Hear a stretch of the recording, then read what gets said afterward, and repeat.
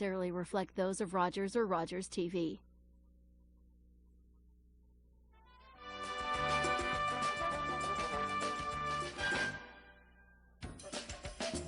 Cari telespettatori, salve e bentrovati a Tele30. Daremo inizio a questa puntata con l'intervista di Trina Costantini Powell al professor Eurico Ngunga, visiting professor presso la Carleton University, che ha appena terminato la tesi per il dottorato di ricerca sul tema tecnologia e innovazioni. Seguirà la rubrica Chi siamo di Cynthia Nuzzi con la seconda parte dell'intervista a Francesco Manoni. Dopo un breve invito ad assistere alla commedia The Public Servant in cartellone fino al 21 giugno al Great Canadian Theatre Company, cederemo il microfono a Trina Costantini Powell e a Carla Minoli Lappa, che ci parleranno del lancio del Centennial Memory Book della Chiesa di Sant'Antonio, che avrà luogo sabato 13 giugno. Termineremo il programma con gli annunci socioculturali. Ma prima di passare alla prima intervista, voglio dire due parole in italiano sulla tesi del nostro primo ospite, il professor Eurico Ngunga. Proveniente dall'Angola, Ngunga si trova ad Ottawa da un anno in visita di studio all'Università di Carleton, in base a un accordo tra il governo canadese e quello del Brasile. Questo studio gli ha dato modo di condurre un'approfondita ricerca e analisi delle tante componenti che contribuiscono a un sistema avanzato di scienza, tecnologia e innovazione, per vedere in qual modo questi settori possano essere sviluppati nell'economia di un paese democratico. Con l'intento di discutere la tesi per il suo dottorato all'Università di Minas Gerais in Brasile e poi rientrare in Angola al suo impiego di funzionario statale, munito della conoscenza acquisita qui all'Università di Carleton, Eurico spera che il suo paese di 24 milioni di abitanti possa essere in grado di implementare i sistemi dei paesi della OECD, cioè Organization for Economic Cooperation and Development, e che in definitiva riescano a portarli a un moderno sistema di infrastruttura socio-economica. Eurico parla anche dell'effetto che la guerra civile di 27 anni ha avuto sul suo paese natio. Ecco a voi l'intervista condotta da Trina Costantini Powell. Buon ascolto. Welcome, viewers. I'm honored to have a visitor to Canada today in the studio via Angola, via Brazil, and I'd like to introduce you to Professor Eurico Ngunga. Did I say that correctly? Correct. Correctly. Yeah, Thank you very perfect. much. And welcome, Eurico. Oh, my pleasure being here. And so you've been in Canada now for almost a year. Yes. And you're set to go back home in the next little while. So maybe you could explain to our viewers why you're here in Canada and what you're doing and what you have in the future planned. Well, thank you very much for this opportunity. First of all, I came from Angola. And I went to Brazil to do my PhD. So I came here in Canada in a project called Next Station project from Brazil, the Brazilian government and the Canada government. So I'm here in Canada at Carleton University as a visiting professor, doing some researches in science, technology, innovation, which is my field of work in Angola. So because you are employed in Angola as a professor. Yes. Yes. Yes. Yes. And you work with the government, is it? Yes. Yes. Yes. Okay. Yes. Yes. I'm officially employed for the Angolan government. Mm-hmm. At the Minister of Science Technology. Okay. And also, I'm also a professor at the University Agostinho Neto University, which is the main university in Angola. It is in Luanda, which is the capital of Angola. Yes. Yes. So as a national director at ministry, I worked at the office of the State Secretary of Science, Technology, Innovation until 2012, when I decided to do my PhD, in Brazil. So, and then that's why I'm here in Canada to develop my researchers, because we have some goals, some objectives in Angola in order to boost the development of science, technology, innovation, or in other words, to boost the economy through science, technology, and innovation across the country. And it's to boost the economy because Angola went through such a long civil war. Yep. And you know, as a developing country, Yep. it's obviously trying to get back on its field or on its feet again, Yep. and to make a mark in the world. Yep. And so the research that you're doing here and your time here at Carleton, you're both doing studies, but you're also acting as a professor. Yep. Just leads you towards towards more experience, and then you'll finalize that with your thesis that you are working on. Yeah, very, very well. Actually, it's a big challenge, considering that Angola lived in a civil war for 27 years. When we got the independence in 1975, and right away we emerged in the civil war until 2002. So everything were destroyed in Angola. So infrastructure were destroyed, and it's mainly the human capital, So we had too many people dying in the civil war. So my concern, and what I'm doing on my research, is to find pathway of developing the country, considering the new landscape in the country. Because you were saying that there's a very young demographic Yeah. in Angola, because so many of the people lost their lives That's right. during the course of that 27 That's year right. civil war. That's right. That's right. We had almost about 1 million people who died in the civil war. Oh my goodness. Yes. So it's too much. So you can imagine that we lost too many people there, and also the human capital. So when we are thinking of rebuilding the country, my research is that we have to enhance or to invest more properly in human capital. Because if you see, we lost too many people, around 1 million people in the country. You can imagine that we don't have too many skilled people, capabilities in order to steer the country. Of course, To steer the country. Institutions need people, so that's the biggest problem that we have in the country, and also infrastructures, which are housing, social services, schools. And that takes a lot of money to build that up again. It's almost as if you're starting from scratch to rebuild this country after being so long at war, and so you have to educate the population. Yeah. To be able to provide a solid economic base. So Yeah. the money comes in, and there you have your grounding for the next few years. Yes. That's a big challenge that we have in the country, because one of the points of my research is to build the national innovation system in Angola.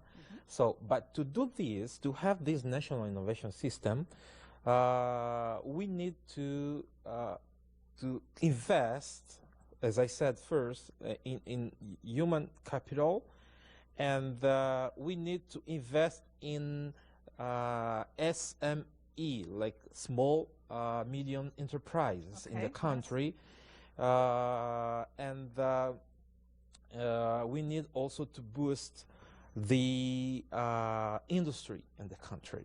Now, we were talking earlier, and you mentioned, I had asked you about what fueled sort of the livelihood of people down there, and you had mentioned that there was oil. Yep. And there used to be mining, diamond mining. Yep.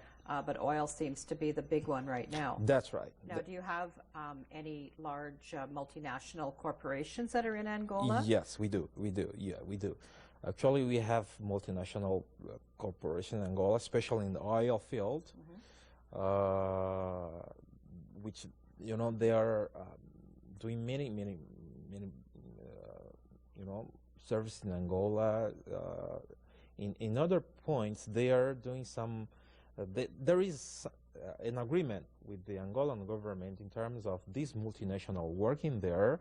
They have to train the national people, the youth.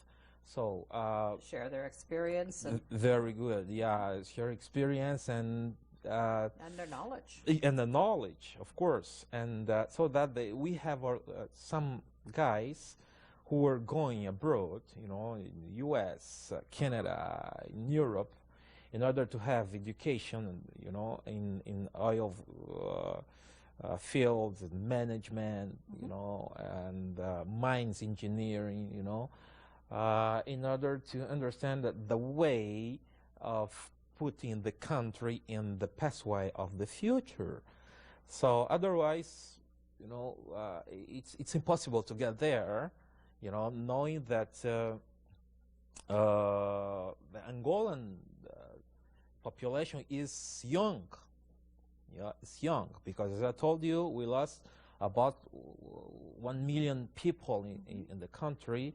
So when you see the life expectancy in the country is a kind of tough, you know, it's about 48 to 50. That's very young. I mean, Yeah. when you consider other life expectancies in many other countries. Yeah, very, very, very young. Yeah, it's because the war. It's one of the results of the war, you know, because you can see that we lost about 1 million people, and then after the war, when we got the peace in 2002, we started to live a new landscape, a new social landscape of the country, because too many diseases that came abroad, you know, they started to plague the people. Yes. And in the other side, we had the problem of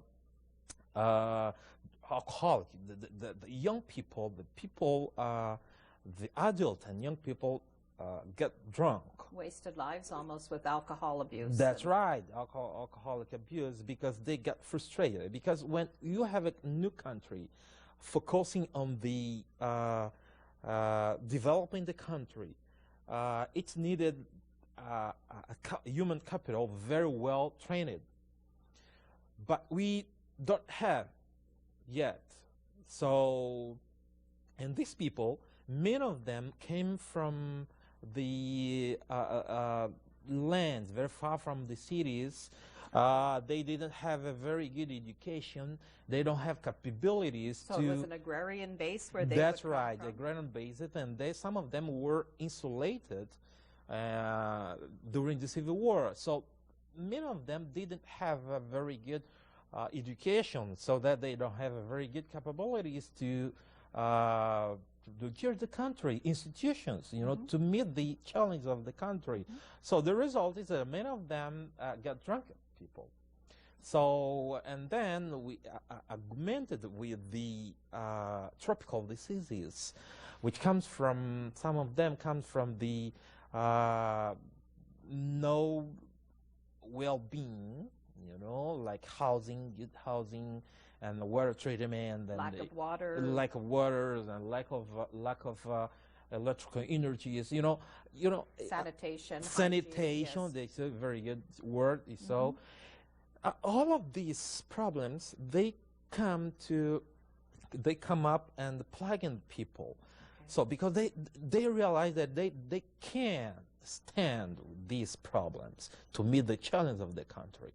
So that's why nowadays the Angolan government is working hard in terms of training these people, putting these young people, the youth, abroad in order to have a very good education, a high-level education, then go back home, come back home to fill up these places, these spots, to meet the challenges that are targeted by the Angolan country.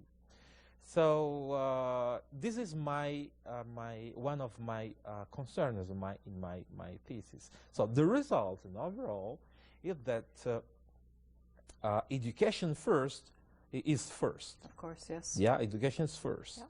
So, secondly, is the infrastructure. You have to build. In the point of Angola, we have to rebuild, some infrastructures. We have to rebuild some cities that were destroyed, completely destroyed during the Civil War. So, in order to get these people back to their houses, and rebuild their lives. So, second, this is infrastructures, and third is focusing on public health. So, and one of the other my researches is in labs and institutions which works with R&D, So research and development. Research and development. So this is one of, in my point of view, this is one of the most important issues to consider, that policymakers in Angola must take into account. Otherwise, we won't get there. So when you're here at Carleton, you're dealing with the School of Technology, is it? Yes. Yeah. The Faculty of Technology. So you're learning from those that are resident here, Yeah. and a lot of that expertise Yeah. you will bring back home. Now Yeah. you are going back home shortly to Brazil again, Yep. and then you will return to your Yep. home base. Yeah. Because that's where you'll defend your thesis, is in Brazil, correct? Yeah. Very interesting, because one of my ideas, which brought me here in Canada, is to make a comparison between the OECD countries and developing countries. Oh, yes. Because we have a gap, a big gap between these two worlds, let's say, because OECD countries are very developed, Of course, yes, and yeah. doing very well That's right. in R&D, research and development, and there are too many issues that we must emulate. Of course, we have to consider our cultures, because in terms of Angola, we have our idiosyncrasies. We have our way of life. So we need to consider that. But as I see here in Canada, as an OECD country, is that it's very well developed in terms of capabilities and in terms of public health and the way of life in Canada. So in this point, I have stressed in my thesis that we have the policymakers in developing countries, such as in Brazil and Angola, they must understand that